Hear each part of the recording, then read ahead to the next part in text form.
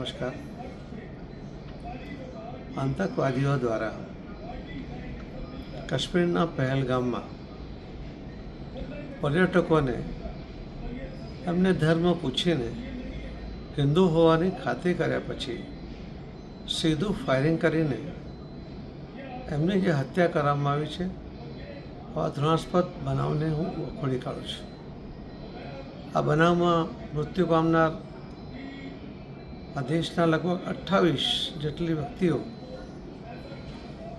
કે જેમને એમની પત્નીની હાજરીમાં, એમના સ્નેહી સગાઓની હાજરીમાં જે હત્યા કરવામાં આવી છે એ અત્યંત દુઃખદ ઘટના છે.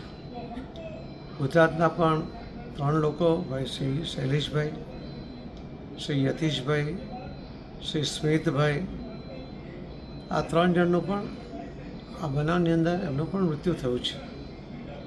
હું આ 3 લોકો સહિત આખા દેશમાં જે કુલ હમણાં સુધી 28 લોકોનું મૃત્યુ થયું છે કે જેમની હત્યા કરવામાં આવી છે, એમના કુટુંબીજનો ઉપર આવેલી આ આફતમાં ભગવાન એમને શક્તિ આપે એવી ભગવાનને પ્રાર્થના કરું છું. માનનીય પ્રધાનમંત્રી શ્રી મોદી સાહેબ પણ પોતાનો પ્રવાસ ટૂંકાવીને તરત જ ભારત દેશ પાછા આવ્યા છે અને આખા દેશને વિશ્વાસ છે કે જેમની હત્યા થઈ છે એમનો બદલો જરૂર લેવામાં આવે. આખો દેશ એક થઈને એની રાહ જોઈ છે અને ચોક્કસપણે બીજી વાર આવું કોઈ કૃત્ય કરતાં પહેલાં વિચાર કરે એવી કડક સજા એમને થાય એ કરવા માટે આપણે બધા કટિબદ્ધ છીએ.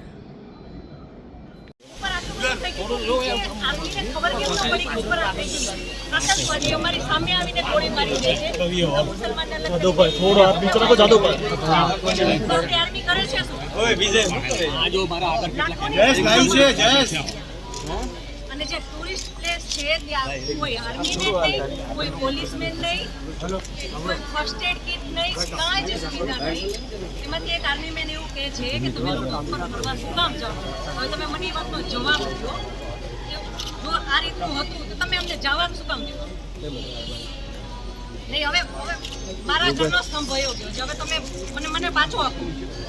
મને પાછો આપો, મારે બીજું કાંઈ ન જોઈએ. આજ પછી કોઈ દિવસ કોઈ વોટ જ નહીં કરતા. જો આપણી ગવર્મેન્ટને પોતાની સુવિધા રાખવી છે, તમારા પાછળ કેટલા વીઆઈપી હોય છે, કેટલી ગાડીઓ હોય છે, તમારો જીવ છે, આ ટેક્સ પે કરે છે એનો જીવ નથી. આ છોકરાઓનું શું, આનું ભવિષ્ય શું? આને ડોક્ટર બનાવી છે, આને એન્જિનિયર બનાવો છો, હું કઈ રીતે બનાવીશ? નહીં, મને ન્યાય જોઈએ. મારા છોકરાનું ફ્યુચર ખરાબ ન થવું જોઈએ. આટલા વર્ષની સર્વિસમાં એને ટેક્સ તમે કટ કરીને તમે સેલરી આપો છો ને, અને ઉપર જતા અમે કાંઈ પણ વસ્તુ ખરીદીએ છીએ, ક્યાંય જઈએ છીએ, ફરીથી ટેક્સ, ટોલ ટેક્સ, બધા ટેક્સ તમે અમારી પાસેથી લ્યો છો. તો મારા ઘરવાળાને જ્યારે જરૂર હતી ત્યારે કોઈ ફેસિલિટી નથી મળી. મને એનો ન્યાય જોઈએ. તમે લોકો અહીંયા જ રહ્યો, તમે કહો મને કે તમે શું કરશો એના માટે. આ એક નહીં, આના જેવા જેટલા ભાઈઓ બધા નિર્દોષ હતા, બધાને આવડા છોકરા હતા. નહીં, સરકાર ખાલી એ છે કે અમે કરશું. આ બધું બની ગયું, આ બધાને હોસ્પિટલ ખબર નહીં શું ફેસિલિટી મળી ન મળી. બીજે દિવસે આટલો કરફ્યુ, રોડ બસો જ્યાં જોઈને નહીં સર, નહીં સાંભળો, તમારે સાંભળવું પડશે. જ્યારે બધું પતી જાય પછી આપણી ગવર્મેન્ટ આવ્યા છે, ફોટા પાડે છે કે અમે આર્મી ઓફિસર અહીંયા હતા, પોલીસ અહીંયા હતા, નેતા આવ્યા છે, પછી શું કામ? અને આર્મી ઓફિસર એવું કેમ બોલી શકે કે તમે લોકો ઉપર જાઓ છો શું કામ ફરવા? અને ત્યાં એક બોલ્યો તો બાકીના બધા સાંભળતા હતા, તો કોઈ કાંઈ ત્યારે કેમ ન બોલ્યું? અમે ત્યારે બોલ્યા કે આર્મી મુર્દાબાદ, કે આર્મી હાય હાય, તો અમને પકડીને કેમ અંદર ફેંકી દે છે? તો પોતાનું ઓફિસર બોલે છે તો કોઈ મોઢામાંથી એમ કેમ ન બોલ્યું કે તમે આવું કેમ બોલો? મેનર્સ, બિહેવિયર તો આર્મી મેનમાં હોય, એટલું બીજા કોઈ ના માનો. તમે લોકો જે ટ્રેનિંગ આપો છો એમાં આવું શીખવો છો?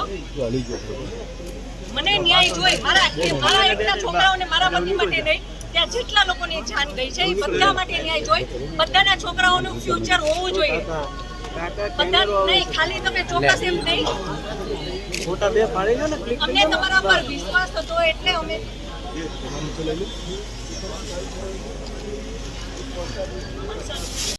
મને અને મને પાછો આપો, મારે બીજું કંઈ ન જોઈએ.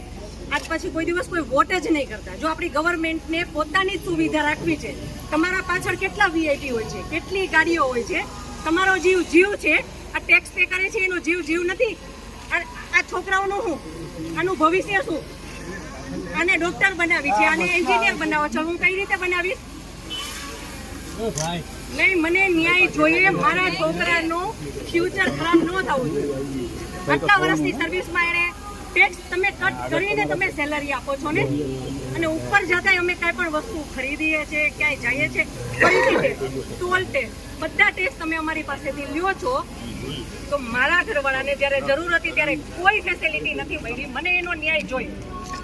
તમે લોકો અહીંયા જ રહ્યો, તમે કહો મને કે તમે શું કરશો એના માટે. આ એક નહીં, આના જેવા જેટલા ભાઈઓ બધા નિર્દોષ હતા, બધાને આવડા છોકરા હતા.